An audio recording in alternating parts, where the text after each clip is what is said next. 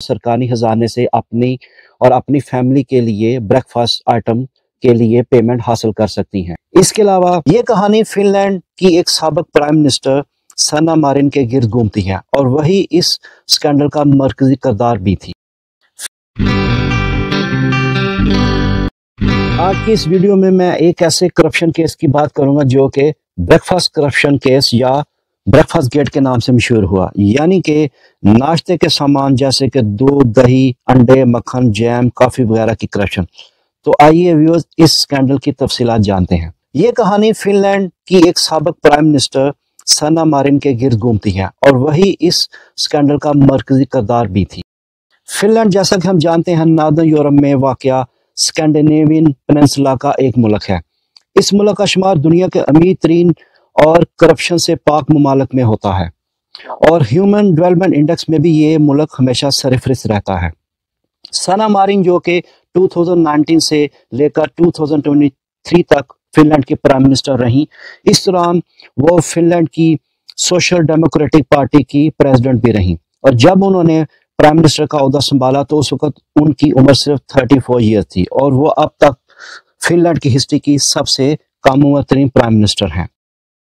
मई 2021 में फिनलैंड के एक टैबलॉयड न्यूज़पेपर इल्ता-लेहती ने यह खबर ब्रेक की कि फिनलैंड की प्राइम मिनिस्टर और उनकी फैमिली के ब्रेकफास्ट की आइटम्स के लिए हर महीने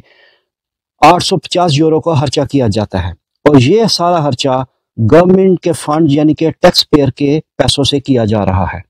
और जब ये मामला प्रेस में आया तो फिनलैंड के लोगों ने इस मामले पर बहुत ज़्यादा गुस्से का इजहार किया, क्योंकि फिनलैंड दुनिया के इन चंद ममालिक में शामिल है जहां पर के करप्शन ना होने के बराबर है और इस करप्शन स्कैंडल को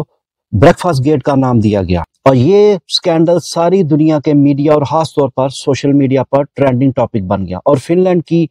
5 पार्टियों की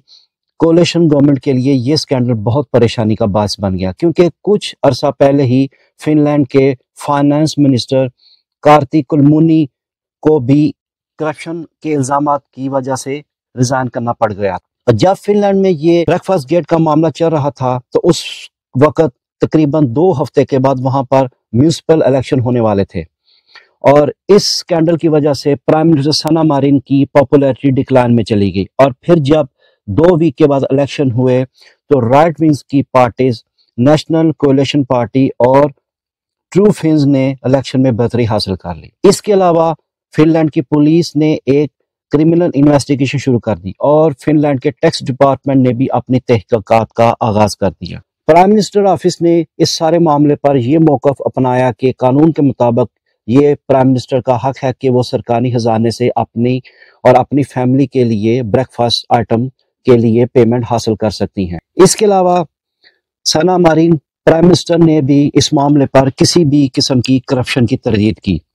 और यहाँ तक ऑफर की कि वो सारे पैसे वापस करने के लिए तैयार हैं और फिर अगले जनरल इलेक्शन में सना मारिन की पार्टी इलेक्शन हार गई और नेशनल कोalition और ट्रू फिन्स ने अपनी हुकूमत बनाई। आखिर में एक सवाल पैदा होता है, क्या पाकिस्तान जैसा मुल्क एक ऐसे मुल्क का मुकाबला कर सकता है कि जहां पर वज़ीर-ए-आज़म को सिर्फ 850 यूरो के नाश्ते के सामान के लिए पुलिस के सामने, तमाम अदारों के सामने और अवाम के सामने जवाबदेह होना पड़े और उस वज़ीर-ए-आज़म ने हंदा पेशानी से इन तमाम मामलात का सामना किया और अपनी सफाइयाँ पेश की और ऐसा करने से फिनलैंड में जमहूरियत को ना तो कोई खतरा हुआ और ना ही मुल्क किसी नाजुक दौर में दाखिल हुआ, बल्कि फिनलैंड में डेमोक्रेटिक वैल्यूज और डेमोक्रेटिक सिस्टम मजबूत हुआ और लोगों का सिस्टम पर इत्मीनान भी बढ़ा। और क्या सिर्फ 850 यूरो के नाश्ते के सामान के तनाज़े पर कोई सियासी पार्टी इलेक्शन हार भी सकती है? जी हाँ, ऐसा सिर्फ फिनलैंड में हुआ। तो व्यूअर्स, ये थी आज की वीडियो और उम्मीद करता हूँ कि आज की वीडियो में दी गई मेरी मालूमात आपको पसंद आई होंगी।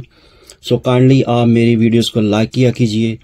इन्हें शेयर करें, इन पर अपने कमेंट्स का इज़हार करें और मेरे YouTube channel border to border with Sajid को सब्सक्राइब भी करें।